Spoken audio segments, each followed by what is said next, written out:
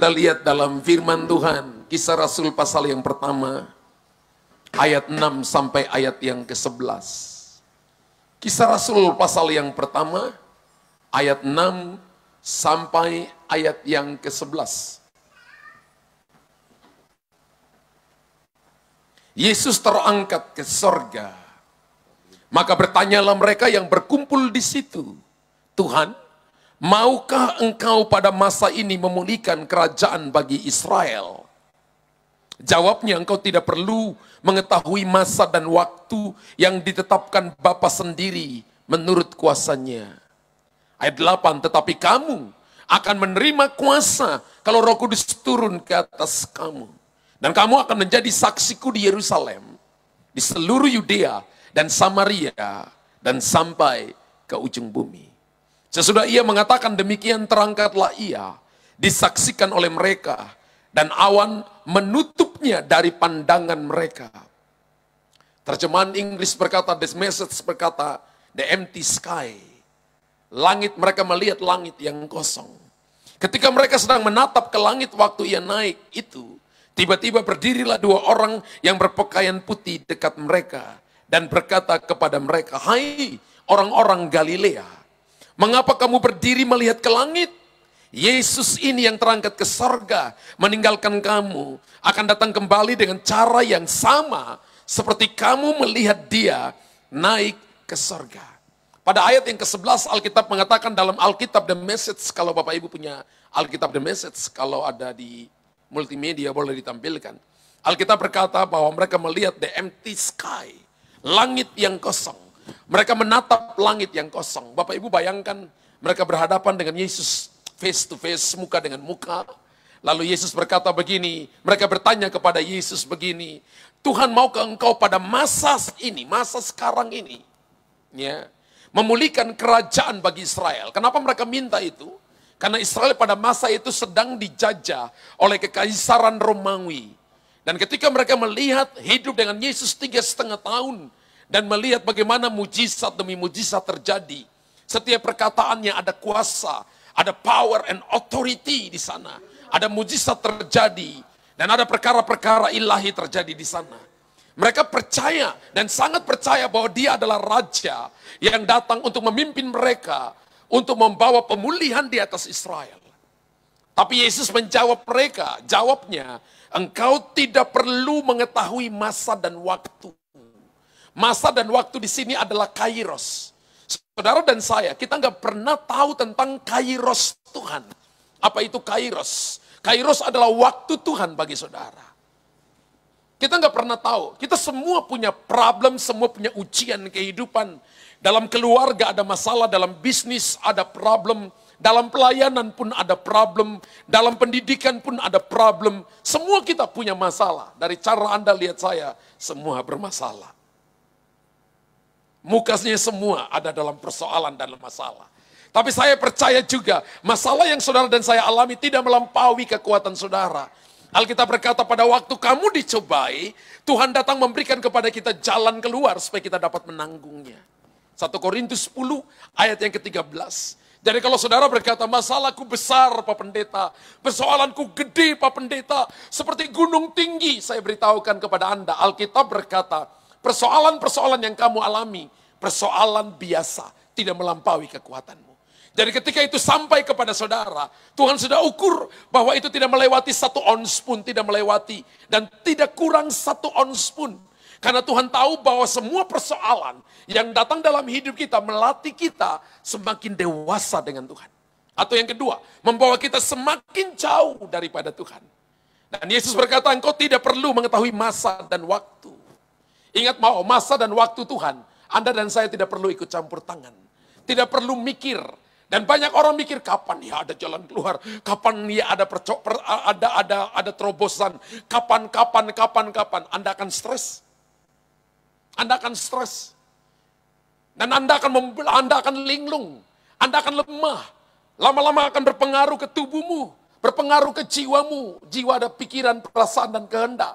Untuk mikir panjang sulit, mikirnya pendek. Akhirnya lama-lama ngomong sendiri. Saya beritahukan kepada saudara, Anda mencoba mengambil bagian yang sulit. Bagian yang sulit adalah milik Tuhan. Nggak ada orang di sini. Bagian kita tuh yang gampang-gampang. Kasih tahu kiri kanan. Bagian kamu dan aku tuh yang gampang-gampang. Apa bagian yang gampang? Doa, pujian, penyembahan, ngomong kepada suami, ngomong kepada istri, ngomong kepada anak-anak, ngomong kepada teman-teman. Yang bisa kita lakukan, kita lakukan. Bagian-bagian yang sulit adalah bagian yang Tuhan. Serahkan kepada Tuhan. Dan Anda akan lihat mujizat besar terjadi. Karena peperangan kita bukan milik kita. Peperangan kita adalah milik Tuhan. Tuhan yang berperang ganti kita.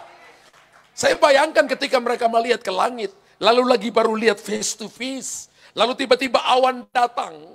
Lalu mengangkat Yesus naik ke langit. Mereka lagi lihat Yesus terangkat, tiba-tiba ditutupi oleh awan. Ditutupi oleh awan. Dan lalu dua malaikat muncul dan berkata, "Hai orang-orang Galilea, kenapa kamu lihat langit yang kosong?" Langit yang kosong artinya tidak ada pengharapan di situ. Langit yang kosong artinya mereka tidak mendapatkan apa-apa di situ. Dan hari ini beberapa daripada kita, atau kebanyakan daripada kita, hari ini Anda sudah berdoa, mengangkat wajah ke langit. Kalau Anda lihat ke bumi, nggak ada pengharapan. Lihat horizontal juga, nggak ada jawaban. Pintu tetap tertutup, gunung tetap tinggi. Tapi mari lihat ke langit, langit masih berubah. Dan Alkitab katakan ketika mereka lihat ke langit, Anda mungkin katakan, "Pak Pendeta, saya sudah lihat ke langit, sudah berdoa, tapi kenapa keadaan belum berubah?" Anda sedang mengalami yang namanya the empty sky. Langit yang kosong. Langit yang kosong, Tuhan izinkan datang. Supaya saudara dan saya belajar beberapa hal. Dan saya beritahukan kepada saudara, Tuhan sedang ajar kepada rasul-rasul. Tuhan sedang ajarkan kepada murid-murid. Dan mereka sedang memandang yang namanya langit yang kosong. Saya nggak berkhotbah hari ini. Yesus naik ke sorga, menyiapkan tempat, itu pasti bagi orang percaya. Tapi saya sedang bicara tentang kehidupan kita yang masih injak kaki di bumi. Yang ketika ada masalah lagi. Ketika ada persoalan lagi. Kenapa belum selesai lagi? Kapan? Katanya jatuh tempo nanti di telepon. Kok nggak angkat teleponnya? Katanya bilang nanti bayar hutangnya. Bulan depan, tahun depan. Tapi kenapa belum bayar? Di telepon 2-3 kali. Sulit telepon. Nomor yang Anda telepon sudah tidak dapat dihubungi. Sudah ganti nomor.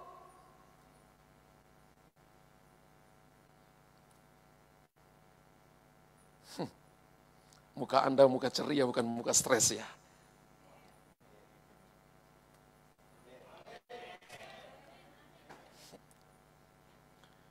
Ketika Tuhan naik ke sorga, para rasul melihat langit kosong. Apa yang kita belajar dari sini? Mereka nggak dapat apa-apa. Beberapa orang sedang berdoa, "Tuhan, aku sudah menatap ke langit." Berapa lama? 6 bulan saya doa. 1 tahun saya doa. Tapi kenapa belum ada jawaban? Anda sedang punya langit kosong. Beberapa berdoa 7 tahun. Beberapa berdoa 10 tahun. Tuhan, aku berdoa, tapi kenapa aku masih lihat empty sky? Langit yang kosong. Saya beritahukan kepada saudara, ada hal yang ingin Tuhan kerjakan dalam hidupmu. Ingat bahwa saya pernah khotbah kepada Anda di sini, Matius pasal 7 ayat yang ke-7, "Minta, maka Anda akan diberi, cari, mendapatkan, ketok, pintu dibukakan." Prinsip doa ini ya dan amin. Dan ketika Anda berdoa, Anda dapat 3 jawaban. Ya, tidak, tunggu. Saya pernah tanya kepada Bapak Ibu, Anda suka yang mana?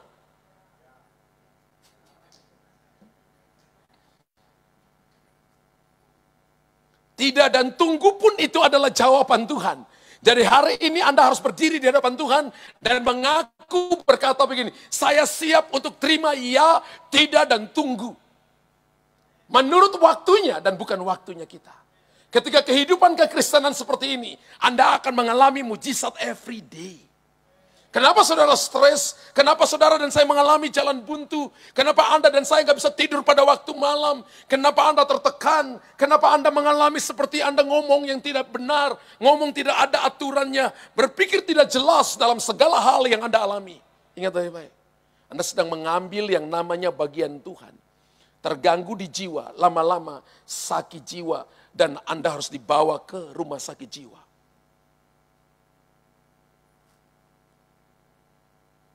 Haleluya.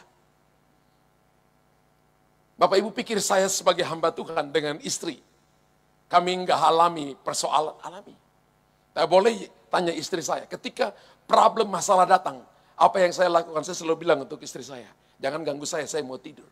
Coba tanya istri saya, apakah malam-malam Pastor Luther itu guling-guling, taruh kepala di bantal, langsung deep sleep. Bahasa aslinya, bahasa Prancisnya itu sono. You know sono? Ya. Yang ketawa kencang-kencang ada hai-hainya itu ngerti sono. Ya. Tidur nyenyak, nggak tahu apa-apa. Bangun pagi, gua ada masalah ya. Nggak tahu, malamnya tidur nyenyak. Karena saya sudah taruh dalam diri saya begini. Hidupku bukan lagi aku, tapi melainkan Kristus yang hidup dalam aku. Kalau lihat di depan cermin bahwa Anda pucat, padahal Anda nggak sakit apa-apa. Lihat bahwa Anda kurusan, padahal Anda makan dengan begitu banyak. Tapi karena Anda banyak pikiran, menguras energi yang ada pada saudara, Anda sedang mengalami the empty sky. Kenaikan Tuhan Yesus good, baik bagi kita. Tapi saudara dan saya, Tuhan ingin mengoreksi, mengurus apa yang ada di dalam hati para rasul pada masa itu. Karena mereka tidak mendapatkan apapun. Mereka berharap begini, Yesus akan berkata kepada Petrus begini, Petrus, aku berikan kepada kamu pedang yang ketika kamu angkat, maka langit akan tunduk, laut akan tunduk, segala penguasa yang sedang menjadi Israel akan tunduk. Cuma dengan pedang ini, kamu akan menang. Lalu berkata kepada Yakobus, aku akan berikan kepada kamu helm. Kamu ditombak, diapain pun gak akan mempan. Kamu akan menerobos barisan pertahanan musuh. Bahkan mereka punya menara-menara yang kokoh. Kamu akan terobos dengan helm di kepalamu. Dan kamu tetap akan kokoh, kepalamu baik-baik saja. Saya gak bayangkan Tuhan berkata kepada Filipus, saya akan kasih kamu baju perang. Nggak ada yang seperti itu. Mereka mengharapkan sesuatu. Tapi Yesus berkata begini, kamu tidak tahu waktu dan tidak tahu saatnya Allah. Tidak tahu kapan Tuhan akan menjawab mereka. Tapi mari saya beritahukan kepada saudara. Ayat yang ke-8 Alkitab berkata, tapi kamu akan menerima kuasa bila Roh Kudus turun di atas kamu. Kata kuasa dipakai kata dunamos. Kemudian kita dapat kata dinamit dan dinamo. Dinamit adalah sesuatu yang meledak-ledak. Dan dinamo adalah sesuatu yang akan menggerakkan sesuatu untuk sampai kepada tujuan. Mobil kita, motor kita, pesawat yang kita naiki, ada dinamonya semuanya. Dan itu kalau mati, maka pesawat itu, motor, mobil kita tidak akan bisa bergerak. Dan Alkitab berkata begini, dunamos artinya kuasa pilihan yang diberikan Tuhan kepada kita. Arti yang kedua dari dunamos adalah kuasa untuk melakukan mujizat. Arti yang ketiga adalah kuasa untuk menarik kekayaan dan kesehatan. Arti yang keempat dari dunamos adalah kuasa untuk melakukan perkara-perkara besar. Untuk Anda dan saya melihat terjadinya sign and wonders. Makanya kalau saudara lihat orang disembuhkan, Anda lihat terjadi kelepasan, itu bagian daripada pelayanan yang namanya dunamos. Ketika Yesus terangkat tunggu 10 hari dan Roh Kudus turun. Ketika mereka melihat Yesus terangkat, maka yang menyaksikannya ada 500 pasang mata. Yang menyaksikan Yesus terangkat dan mendengarkan perkataan ini. Mereka minta supaya Yesus menjadi raja bagi mereka untuk memulihkan Israel.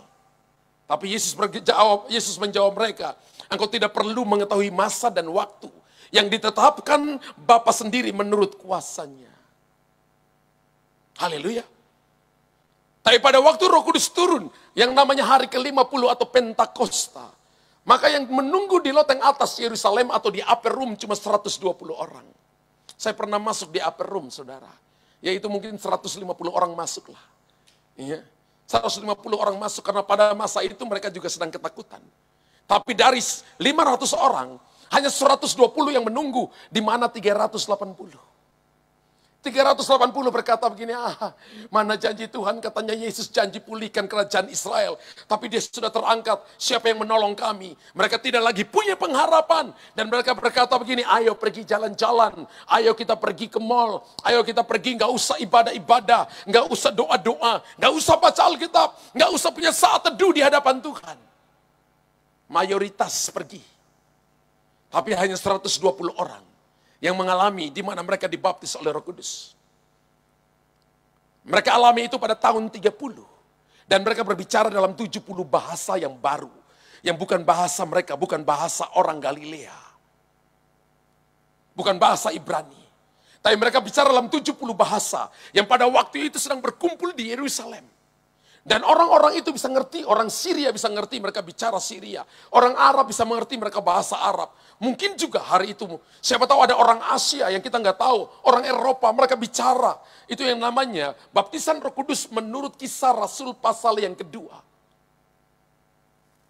Bisa dimengerti oleh orang lain. Anda berbahasa roh dan bahasa rohmu pakai bahasa Inggris. Anda berbahasa roh tapi bahasa rohmu pakai bahasa Yunani, pakai bahasa Ibrani. Anda orang gak ngerti kecuali kalau Anda belajar tentang bahasa itu. Saya dengar istri saya kalau penyembahan dibaptis dalam bahasa roh, bahasa Chinese. Saya gak ngerti. Kecuali saya minta karunia untuk Tuhan menafsirkan bahasa roh itu baru saya ngerti. Ada orang yang berbahasa roh pakai bahasa Portugis. Itu baptisan Roh Kudus menurut Kisah Rasul pasal 2. Tapi kalau baptisan Roh Kudus menurut Kisah 1 Korintus 12 dan 1 Korintus 14, maka yang tadi kita pakai, yang tadi Pak Roni pakai, dengan seluruh tim penyembahan pakai, Sirabas onturinas arrota sopara. Anda perlu karunia menafsirkan baptisan bahasa roh itu. Amin. Anda perlu menafsirkan. Jadi ada dua baptisan bahasa roh menurut Kisah Rasul dan baptisan Roh Kudus menurut 1 Korintus 12, 1 Korintus 14. Menurut Kisah Rasul bisa dimengerti oleh orang lain. Tapi 1 Korintus 12, 1 Korintus 14 tidak dapat dimengerti. Harus minta karunia menafsirkan bahasa roh itu. Haleluya. Dan kalau Bapak Ibu perhatikan baik-baik begini, mereka tidak mendapatkan apapun. Ketika awan itu terangkat, mata mereka mengikuti Yesus, tapi tiba-tiba Yesus lenyap.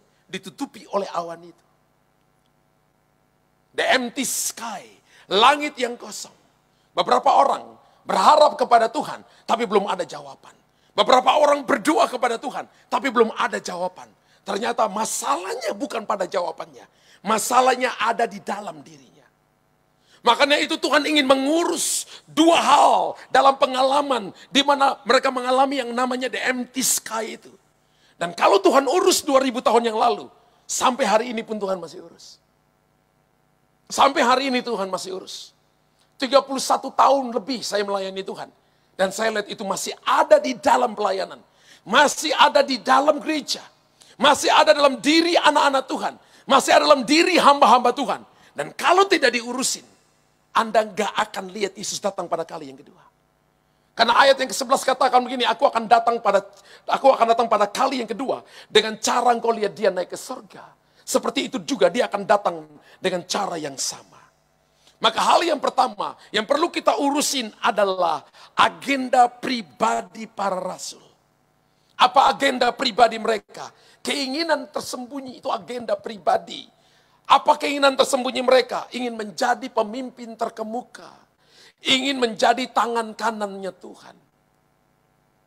Bayangkan satu waktu mereka datang kepada Yesus dan mereka berkata, Tuhan, kalau engkau memulihkan kerajaan atas Israel, izinkan aku duduk di sebelah kanan dan di sebelah kiriku.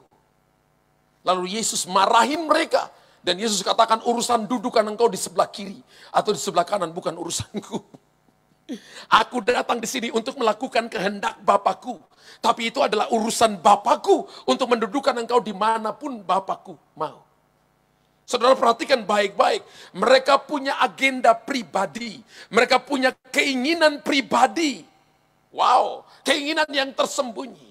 Ada orang yang melayani. Ada orang yang bekerja. Ada orang yang bisnis. Supaya aku sukses, supaya aku dipuji. Ada orang melayani supaya kalau aku dipakai dengan karunia-karunia. Supaya aku dicari oleh banyak orang. Supaya aku dihormati, aku dihargai. Kalau aku doakan orang, dan kalau orang tidak berterima kasih kepadaku, maka aku marah dengan orang itu. Aku tidak suka dengan orang itu. Kalau aku doain seseorang, dan kalau orang itu tidak kasih saya uang, maka lain kali aku tidak lagi mendoakan orang itu.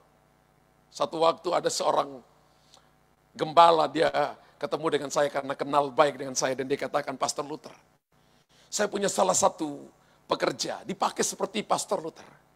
Saya katanya dipakai seperti gimana?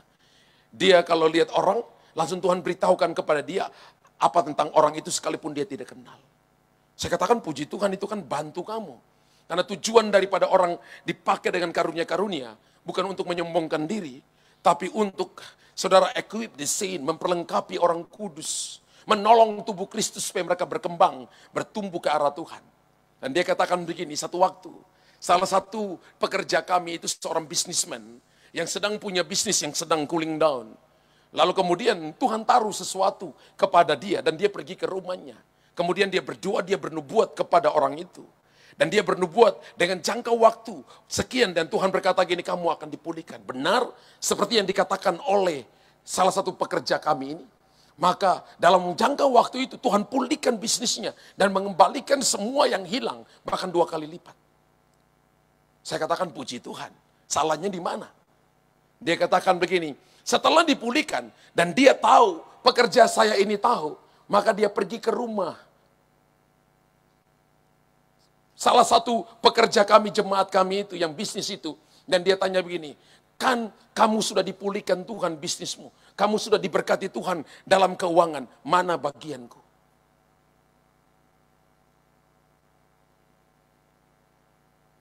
Lalu dia tanya kepada saya gini, menurut Pastor Luther bagaimana? Saya lihat dia, saya tarik nafas 3 kali. Dan saya katakan begini, siapa tahu mungkin Tuhan ngomong dengan dia. Pertama saya ngomong begitu. Dan yang kedua saya katakan begini, pelayanan itu motivasinya bukan duit. Kalau motivasi pelayanan duit, maka Anda membangun agenda pribadimu. Kalau motivasi pelayanan duit, maka Anda sedang membangun keinginan tersembunyi untuk memperkaya diri. Dan satu waktu nanti tidak memperhatikan orang lain. Pelayanan itu bukan untuk lari ke diri sendiri. Pelayanan itu adalah kita care for the sick, untuk assist the poor. Nolong orang lain. Kalau kita diberkati, maka setelah itu Anda harus memberkati orang lain. Kalau saya dipulihkan, maka tugas saya yang berikut adalah pergi memulihkan orang lain. Kalau saya disembuhkan, maka tugas saya adalah pergi dan mendoakan orang lain dan menyembuhkan orang lain. Artinya ketika saya diselamatkan, maka tugas saya adalah pergi menyelamatkan orang lain.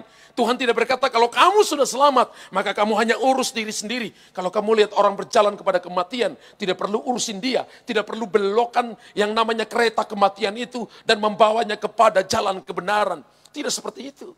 Atau Tuhan tidak berkata kalau kamu kaya, maka jangan urusin orang lain. Tidak perlu kamu menabur, tidak perlu kamu memberi, tidak perlu kamu menolong dan sebagainya. Alkitab katakan begini, kemurahan itu dari dalam hati.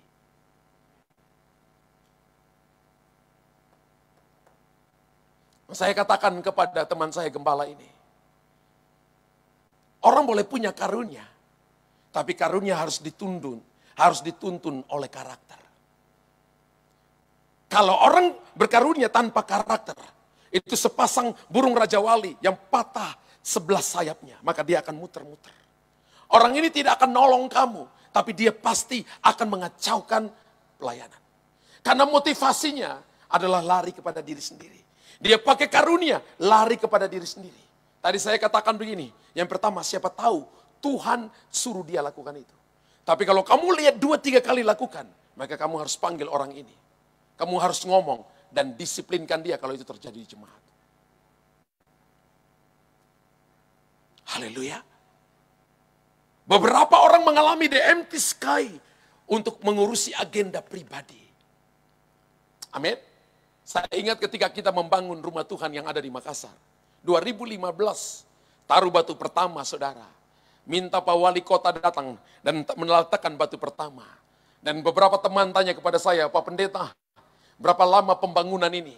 Saya katakan ya mungkin 2 atau 3 tahun. Karena waktu itu gereja ada duit. Saudara tahu? 2016, 2017, 2015. Bangun 1 tahun, 2000 masuk 2016. Orangnya udah pergi saudara. Mulai terjadi problem. Saya duduk di kaki Tuhan. Dan Roh Kudus berkata begini, kamu ikut saja ritmeku. Saya tahu kalau disuruh ikut ritmenya Tuhan, pasti ada sesuatu yang ingin Tuhan kerjakan di dalam. Saya bayangkan kalau rumah Tuhan itu jadi dalam 2 tahun atau 3 tahun, maka pendeta Luther Dias akan berdiri tanpa ada orang yang tahu berkata, kalau bukan gue nggak jadi nih. akan tepuk dada dan akan berkata begini, ini karena hebat dan kuat gagaku. Punya agenda pribadi, tapi saya bersaksi dalam nama Tuhan Yesus. Ketika tidak terjadi dalam 2 tahun, tidak terjadi dalam 3 tahun. Kita butuh 7 tahun, sebuah proses yang panjang. Dan itu jadi di tengah-tengah pandemik. Gedung gereja itu jadi di tengah-tengah pandemik. Ketika gedung gereja itu jadi dan saya lihat gedung gereja itu, saya tahu nggak ada andil saya sama sekali. Khotbah pertama saya yang keluar dari mulut saya adalah, gedung gereja ini jadi, rumah Tuhan ini jadi, bukan karena hebat, bukan karena gembalamu diurapi, bukan karena gembalamu kudus, bukan karena jemaat banyak doa, bukan karena kita hidup dalam kebenaran saja, bukan karena saudara dan saya itu kan karena banyak uang atau sedikit uang, banyak orang atau sedikit orang, tapi karena Tuhan ingin menyatakan kemuliaan bagi gereja ini, sehingga rumah Tuhan ini jadi untuk kemuliaan dan hormat bagi nama Tuhan. Amin. Saya mulai tahu ketika ada agenda pribadi, maka akan ada penundaan. Lihat kiri kanan, lalu kasih tahu, hati-hati.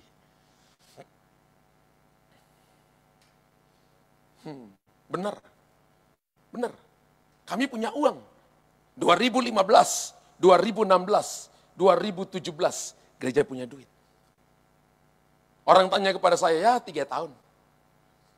3 tahun paling maksimal gereja ini sudah berdiri. Bahkan saya katakan kepada kontraktor, gas istilah sekarang itu ya, gas, bayangkan. Ya. Bahkan saya kasih tahu kepada kompleks ini, minta izin supaya mereka bisa lembur dari kerja malam sampai pagi, ada yang lembur pagi dalam beberapa shift. Karena saya suruh gas. Tapi Tuhan tahu, orang ini, anakku ini ketika ini jadi, dengan dalam waktu singkat dia akan tepuk dada. Dia punya agenda pribadi. Dan itu mencuri kemuliaan Tuhan. Hari ini saya bisa bersaksi di sini tanpa mencuri kemuliaan Tuhan. Saya tahu itu semua dari Tuhan. Gereja lagi nol, nggak ada ibadah sama sekali. Gedung gereja jadi, saudara. Saya tuh melongo, saudara. Hah? Udah jadi. Di luar dari kemampuanku. Agenda pribadi para rasul, keinginan tersembunyi untuk menjadi pemimpin terkemuka, menjadi tangan kanan Tuhan. Kalau itu ada dalam diri kita, kita kepingin jadi besar, lalu menepuk dada bahwa semua karena kuat dan gagahku. Hati-hati. Yeremia 17 ayat yang kelima berkata, terkutuklah orang yang mengandalkan kekuatannya sendiri, yang hatinya menjauh daripada Tuhan. Lalu ayat yang ke-6 menjelaskan bahwa ia seperti tanah angus, hidup di padang gurun. Apa yang dia tanam tidak ada hasilnya. Dia tidak mendapatkan yang terbaik. Kalau baca ayat yang ke-6, firman Allah berkata, ia akan seperti semak bulus di padang belantara. Ia tidak akan mengalami datangnya keadaan baik. Dan ia akan tinggal di tanah angus, di padang gurun, di negeri padang asin yang tidak berpenduduk. Ada istri, ada anak-anak, ada teman, ada rekan, ada karyawan. Tapi rasanya sendiri. Haleluya. Karena mengandalkan kekuatan sendiri. Tapi ayat 7 berkata, diberkatilah orang yang mengandalkan Tuhan. Yang menaruh harapannya pada Tuhan. Wow, kalau saudara dan saya diberkati Tuhan, maka open the heaven, open the mind. Open the heart dan open the way. Kalau langit terbuka, sorga terbuka, maka pikiranmu terbuka. Kalau pikiranmu terbuka, hatimu terbuka. Kalau hatimu terbuka, jalan terbuka. Amin. Tahukah saudara begini, coba Bapak Ibu dan saya evaluasi. Berkat itu datang sesuai dengan kapasitas kepercayaanmu. Hatimu bisa mengelolanya. Kalau Bapak Ibu nggak bisa mengolah 1 juta dengan baik, Bapak Ibu tidak bisa dipercayakan 10 juta. Kalau Bapak Ibu nggak bisa mengolah 10 juta dengan baik, Bapak Ibu nggak bisa dipercayakan 100 juta. Kalau kita nggak bisa olah 100 juta dengan baik, kita nggak bisa dipercayakan 1 miliar. Kalau kita nggak bisa urus 1 miliar dengan baik, maka kita nggak bisa dipercayakan 1 triliun. Ada kalanya Tuhan kasih kecil untuk melatih bagaimana kesetiaan, ketaatan kita. Di sana Tuhan lihat orang ini dapat dipercaya atau tidak. Setia dengan perkara kecil, baru dipercayakan perkara besar. Apakah agenda pribadi ada di situ atau tidak sama sekali. Satu saat saya ketemu dengan salah satu teman saya. Dan saya tahu anak ini pelit dan kikirnya luar biasa. Dan ketika dia datang ke gereja, dia suka dia suka jahit celana. Dia katakan kepada saya nggak suka beli celana, saya suka jahit celana. Dan kalau dia jahit celana, kantong celana itu dia selalu kasih panjang sampai di lutut. Lalu saya tanya kepada dia, kenapa kantong celana kamu panjang sekali? Dia ketawa. Lalu saya tanya ulang, kenapa kantong celana panjang sekali? Dia katakan ini kalau ke gereja, kalau ada kantong persembahan lewat, kalau masukin ke dalam kan panjang, orang kan cepat saja di depan. Jadi sebelum sampai di ujung, orang udah lewat. Jadi saya nggak pernah kasih persembahan. Saya lihat dia dengan ketawa, nyengir, saya katakan kepada dia ini, one day kamu akan ketemu Tuhan. Orang anaknya diberkati, keluarganya diberkati. Saya lupa kurang lebih hampir 3 tahun, saya ketemu dia. Dan dia minta dari gembalanya. Dia bilang, Pak Gembala, saya mau nanti yang jemput Pak Luther. Dia jemput saya katakan, wah ini anak pelit jemput saya ini. Karena kami berdua teman baik, naik di mobil, dalam mobil dia mulai cerita, dia bilang, bagaimana sekarang? Saya mau tanya kamu, jangan kamu tanya saya bagaimana sekarang. Saya mau tanya kamu bagaimana sekarang? Apakah celana kamu sudah kembali normal atau masih panjang sampai di lutut? Dia ketawa terbahak-bahak, dia katakan begini, setelah saya ngomong dengan kamu kurang lebih 3-4 tahun yang lalu, satu waktu ada seorang hamba Tuhan datang ke gereja. Dan hamba Tuhan ini ketika dia naik di atas mimbar, dia bicara tentang duit. Dia nggak cuma bicara tentang duit, dia ambil uang numpuk-numpuk di sini. Dan dia panggil, misalnya saya panggil Pak Roni. Dia tanya gini, kamu punya apa? Pak Roni katakan, saya punya apa ya? Ikat pinggang, oke ikat pinggang. Dia kasih 5 juta. Itu cepat, wow. Dia khotbah tentang kisah Rasul. Ketika jemaat membawa persembahan taruh di depan kaki para Rasul. Dia panggil yang satu lagi, kamu punya apa? Saya punya jam tangan, dikasih jam tangan, dikasih 10 juta. Wow, semua jemaat selama uang masih ada dibagi-bagikan. Dia katakan, wah ini orang edan banget. Dia perhatikan sampai selesai. Apakah sampai selesai dia minta lagi kembalikan 5 jutaku, kembaliin 10 jutaku. Ternyata enggak. Ternyata enggak. Hari itu ketika dia dengarkan khotbah orang ini, yang awalnya dia panggil orang dan bagi-bagikan uang kepada orang itu. Dan dia dengarkan kesaksian hidup orang itu. Dia nangis, saudara. Ini laki-laki ini gak pernah nangis. Nakal, bayangkan saya saking nakalnya. Masuk gereja gak pernah kasih persembahan. Kantong celananya dibikin sangat panjang sampai di lutut. Dan kalau masukin tangan, aduh panjang banget aja. Orang lewat kan saudara. Orang tahu anak pelit. Dia katakan, saya alami Tuhan. Hari itu dia berkata begini. Apa yang saya ngomong kepada kamu 4 tahun yang lalu, sudah jadi sejarah. Mama papa saya bingung. Saya diajak makan sama keluarga, mereka bilang gini, Pak Luther kita bingung dengan temanmu. Saya katakan nggak usah bingung tante om. Tuhan kalau rubah orang, kita memang bingung. Tapi inilah kehidupan yang normal. Kok nggak ada yang tepuk tangan bagi Tuhan? Wow. Dia datang dengan agenda pribadi. Tuhan ubah menjadi agenda kerajaan Allah. Saya percaya bahwa semua saudara dan saya ada di tempat ini. Kita nggak boleh hidup menurut agenda kita. Kita harus hidup dalam agendanya Tuhan. Kalau saudara ada dalam agendanya Tuhan, hidup Anda akan ada dalam covering. Akan ada dalam kingdom supply. Anda akan melihat perkara-perkara besar, perkara-perkara hebat, penyediaan demi penyediaan Tuhan nyatakan dalam hidupmu. Jangan pernah ada agenda pribadi. Agenda pribadi itu begini, merasa kuat, merasa mampu, merasa bisa. Saya bisa, saya mampu, saya kuat.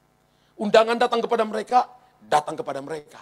Tapi mereka katakan mau pergi pesta, mau pergi lihat rumah baru dibeli, mau pergi lihat 5 pasang kerbau yang baru dibeli, mau coba dan sebagainya. Lalu mereka lapor kepada Tuhan begini, aku sudah kasih undanganmu, tapi mereka berkata, mereka mau pergi pesta, mereka mau lihat rumah barunya, mereka mau pergi uji, 5 pasang lembunya yang baru dibelinya. Dan Tuhan marah dan Tuhan berkata gini, pergi ke setiap jalan, setiap lorong, dan paksa, bahasa Yunaninya pakai kata ekbalo. Ekbalo itu tendang pantat mereka.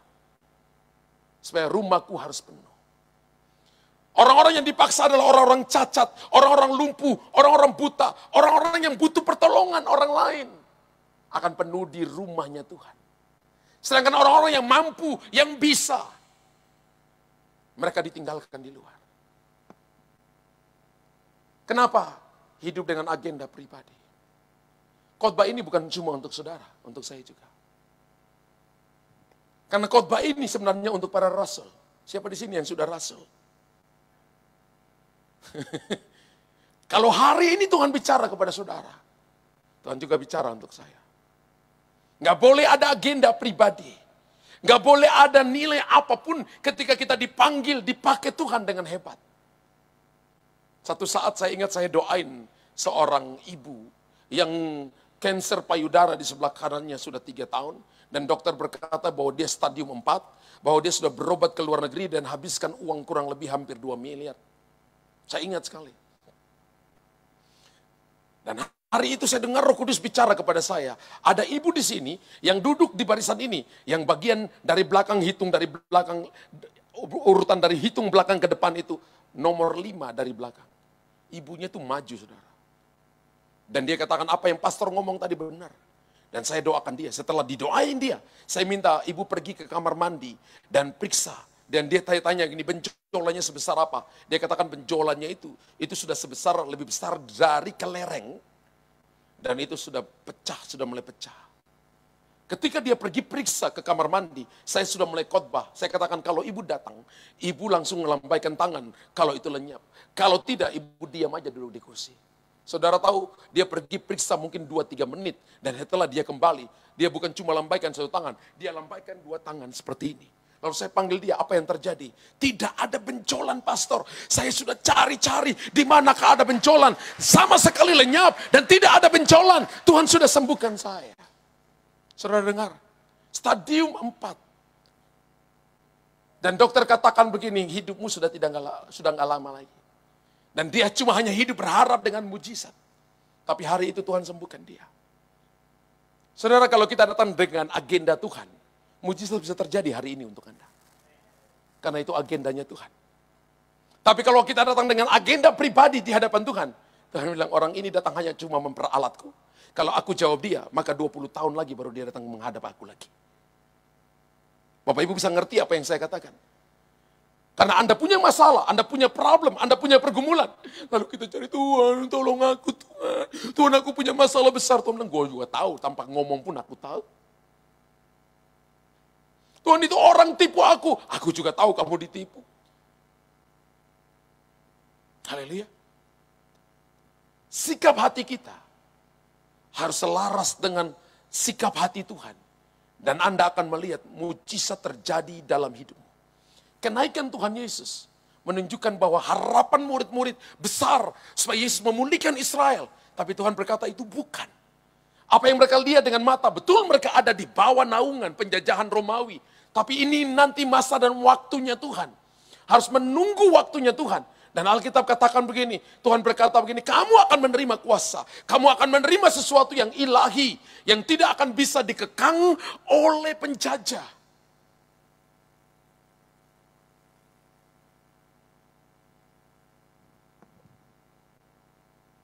Sehingga kamu hidup dalam kemerdekaan, kamu hidup dalam kebebasan dengan Roh Kudus. Murid-murid belajar sesuatu. Dalam setiap persoalan coba Bapak Ibu renungkan. Kalau ada agenda pribadi, minta ampun di hadapan Tuhan. Selesaikan di hadapan Tuhan. Karena itu penyumbat. Itu penyumbat Anda nggak bisa lihat pertolongan Tuhan. Yang kedua, sikap merasa berjasa dan berbuat sesuatu untuk Tuhan dengan melayani atau mengikuti Tuhan.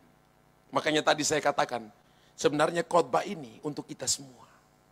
Sikap merasa berjasa telah berbuat sesuatu untuk Tuhan dan dengan melayani atau mengikuti Tuhan. Bapak Ibu, kalau Anda berbuat baik kepada seseorang dan orang itu tidak minta terima kasih, lupa kebaikanmu kepada orang lain. Kalau Anda berbuat baik dan orang menyakiti saudara, jangan ingat-ingat kesalahan yang dia lakukan dalam hidupmu. Karena semua yang bisa Bapak Ibu dan saya terima, itu semata-mata kita terima karena kasih karunia Tuhan. Dan semua yang bisa kita berikan kepada orang lain, juga semata-mata karena Anda dan saya sudah diberi lebih dulu, sehingga kita bisa menolong orang lain. Entah itu nasihat, entah itu uang, entah itu pertolongan. Belajar untuk melupakan kebaikan kita. Dan jangan ingat kebaikan, jangan ingat kesalahan yang orang lakukan kepada saudara. belajar untuk melupakan dan mengampuninya. Ketika kita melakukan ini, maka saudara sedang membangun jembatan, the highways, untuk sorga mengintervensi bumi, mengintervensi pribadimu, mengintervensi bisnismu, mengintervensi pelayananmu, mengintervensi kota dan bangsamu. Dan kita akan melihat kemuliaan besar dinyatakan. Bapak Ibu dengar baik-baik, sikap merasa berjasa telah berbuat sesuatu untuk Tuhan dengan melayani atau dengan mengikuti Tuhan. Satu waktu, saya pergi ke pelayan ke satu kota. Dan salah satu teman saya, dia itu baru keluar dari satu tempat. Dia baru keluar dari satu tempat, dari gereja induknya dia keluar. Dan dia berkata kepada saya ini mangkel pastor. Dengan senyum dia ajak saya lunch waktu itu. Kita sambil makan saya katakan, coba kamu cerita, kamu mangkel apa? Lalu dia bilang, saya mangkel. Saya yang rintis pelayanan itu, bangun pelayanan itu, gedungnya saya bangun. Tapi tiba-tiba diambil senaknya. Saya bilang kepada dia begini, saya juga pernah keluar dari gereja induk. Dan saya waktu keluar, saya belum bangun gedung gereja. Kamu, saya lihat Tuhan pakai dengan luar biasa. Kamu sudah bangun gedung gereja. Semua sudah terisi dengan baik. Tiba-tiba diambil daripada kamu. Tuhan sedang uji hati kamu. Supaya kamu tidak merasa berjasa di dalam apa yang kamu lakukan. Dia diam. Dan dia katakan begini, sekarang apa yang terjadi? Dia katakan, saya mau ampuni, saya mau lupakan. Saya katakan, mulai lagi yang baru, kamu punya urapan untuk kamu membangun. Tidak semua orang punya urapan membangun. Daud punya urapan hanya mengumpulkan, tapi tidak punya urapan membangun. Ketika Daud mau membangun bait Allah, Tuhan bilang kepada dia, kamu gak boleh bangun, karena di tanganmu penuh dengan hutang darah. Anakmu yang bernama Salomo yang akan membangun. Daud punya urapan hanya kumpul, tapi tidak punya urapan membangun. Tapi Salomo punya dua-duanya. Urapan mengumpulkan dan juga urapan membangun. Dan hari ini saya beritahukan urapan ini akan diberikan kepada mereka.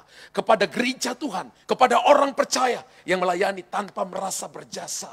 Dalam pelayanan, dalam mengikuti Tuhan. Karena dia tahu begini, ketika aku beri, entah itu tenaga, pemikiran, waktu, keuangan. Ketika aku nolong orang lain, semata-mata karena aku telah dibeli lebih dulu. Karena aku telah dikasih lebih dulu. Apa yang kamu punya yang tidak kamu terima lebih dulu. Semuanya datang daripada Tuhan. Ketika kita mengerti ini, dan ketika kita taruh hidup kita, ada batasannya. Tidak merasa berjasa di situ. Maka Anda sedang membuka pintu gerbang sorga kepada saudara. Anda akan melihat Tuhan intervensi hidupmu. Anda akan melihat perkara-perkara besar. Saudara pikir bahwa semua yang dijanjikan Tuhan itu bohong? No. Semua yang dijanjikan Tuhan itu ya dan amin. Dan tidak ada satupun yang gagal bagi orang-orang yang mengasihi Dia. Tapi penghalangnya ada di dalam hatimu. Penghalangnya ada di hidupmu. Ketika Yesus terangkat, mereka datang dengan motivasi. Pertanyaan mereka ayat 6 dan 7 saja. Itu pertanyaan yang, kau terangkat, kau belum pulihkan Israel, kau belum kalahkan musuh, kau sudah pakai acara terangkat segala. Misalnya seperti itu, terjemahan bebas saya kan begitu. Luther 3 ayat yang kelima. Iya. Misalnya seperti itu. Ya. Kita sedang ada di bawah penjajahan, tapi kau sudah terangkat. Kapan engkau memulihkan keadaan Israel? Masa dan waktu kita tidak mengerti. Tapi bagian kita adalah kembali evaluasi hati kita, hidup kita. Matius 19 ayat 27, Bapak Ibu perhatikan. Matius 19 ayat 27. Lalu Petrus menjawab dan berkata kepada Yesus, kami ini telah meninggalkan segala sesuatu dan mengikuti Engkau. Jadi apa yang akan kami peroleh? Hari-hari ini ada begitu banyak hamba-hamba Tuhan, anak-anak Tuhan, orang percaya bertanya seperti ini. Kami ini telah meninggalkan segala sesuatu dan mengikuti Engkau. Jadi apakah yang akan kami peroleh? Petrus tanya kepada Tuhan. Aku ini telah meninggalkan keluargaku, mengikuti Engkau. Apa yang akan kami peroleh? Saya ingat 25 tahun yang lalu ketika saya ambil waktu untuk full time. Pertama kali saya dapat persembahan kasih di gereja. Ya saya kerja di dunia market. Tiba-tiba lalu saya diminta untuk jadi full time. Saya ingat bulan pertama ketika saya dikasih persembahan. Salah satu penatua kami itu panggil saya, Luther sini. Om tahu yang kamu dapat itu nggak cukup. Bahkan gaji kamu di tempat kerjamu mungkin lebih besar. Dan kamu tahu Om punya 4 perusahaan. Dan ketika berapa tahun yang 5-6 tahun yang lalu, ketika Tuhan panggil Om untuk jadi full time, Om juga tolak. Tapi ketika Om masuk jadi full time, Om dikasih persembahan seperti kamu. Ketika Om lihat memang gak cukup. Tapi kamu tahu ya, kalau kamu ikut Tuhan, kalau kamu melayani Tuhan, sungguh-sungguh, dan kamu lapar, kamu kasih tahu Om juga gak akan ikut Tuhan yang seperti itu. Dan saya bersaksi dalam nama Yesus. Sampai hari ini. Makanan terlalu banyak sehingga kita harus ambil 2 puasa setiap awal bulan, saudara. Kebanyakan makanan. Entahkah ketika saya di Makassar, saya di Jakarta, itu makanan dikirim. Kulkas kami itu enggak besaran. Itu apartemennya kekecilan, saudara. Kulkas kami kan untuk kakak Kris sama Aceh saja. Dan itu enggak muat, saudara. Kita perlu bagi dengan security di bawah. Satpam kita bagi di bawah. Ada kalanya pulang saya katakan, ini makanan banyak sekali. Ayo bagi. Saking banyak makanan. Saya percaya. Dan sudah 31 tahun, 25 tahun lebih. Saya ingat perkataan itu terus di telinga. Kalau kamu lapar, jangan ikut Tuhan yang seperti itu. Kalau Bapa di dunia berusaha supaya kamu tidak lapar sebagai anak, apalagi Bapa di sorga, dia lebih baik daripada Bapa di dunia. Tapi bisa bayangkan kalau Bapa berbuat baik, anaknya berkata, Papa jahat. Itu artinya sikap berjasa, merasa kita lebih berjasa dari orang tua kita. Sikap kita merasa bahwa kita yang melayani orang tua kita. No. Tugas kita dipanggil untuk melayani. Pelayanan yang terbesar di dunia ini bukan jadi punya presiden atau jadi raja. Pelayanan terbesar di dunia ini adalah ketika kita mengambil sebuah keputusan dari sikap hati yang paling dalam untuk melayani. Barang siapa yang mau jadi terbesar, biarlah ia menjadi pelayanmu. Kalau Bapak Ibu mau jadi terbesar, jadi pelayan. Kalau seorang pemimpin dan dia jadi pelayan, dia akan disayang oleh seluruh rakyatnya. Kalau seorang pemimpin, dia menjadi pelayan, maka namanya akan terus diceritakan. Sepanjang generasi akan terus diceritakan. Dan Yesus adalah pelayan sejati. Dia datang bukan jadi raja, tapi dia datang untuk melayani. Kita dipanggil hari ini. Dan hari ini ketika Yesus terangkat, Anda dan saya mungkin gak lihat Tuhan. Karena kekristenan adalah tidak melihat namun percaya. Kalau melihat baru percaya, ya gak usah percaya Tuhan. Kita sudah melihat sesuatu. Tapi kalau hari ini Anda tidak lihat sesuatu, tapi Anda believe, Anda percaya bahwa ada jalan keluar, ada terobosan, pintu akan dibukakan, pertolongan akan datang, kesembuhan akan datang, jalan keluar akan datang. Belajar percaya kepada Tuhan dan Anda lihat mujizatnya terjadi. Haleluya. Amin. 2 hal ini yang ada pada hati murid-murid, yaitu agenda pribadi dan sikap merasa berjasa telah berbuat sesuatu untuk Tuhan. Saya belajar, saudara, sehingga ini tidak ada dalam diri kita. Tapi biarlah dalam hati kita cuma satu.